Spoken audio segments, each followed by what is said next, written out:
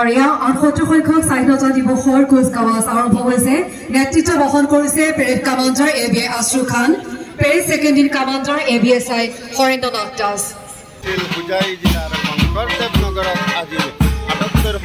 স্বাধীনতা দিৱসৰ যি সামৰিক পৰিৱেশ মই আজি আপোনালোকক দেখুৱাই গৈছোঁ হুজাই শংকৰদেৱ নগৰৰ পৰা আপোনালোকে যদি ভিডিঅ'টো চাই ভাল লাগে সকলোৱে এটা লাইক দি ভিডিঅ'টো শ্বেয়াৰ কৰি দিব ধন্যবাদ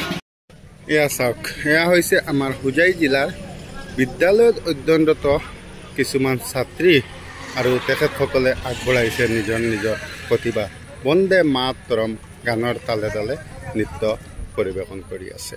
চাই লওক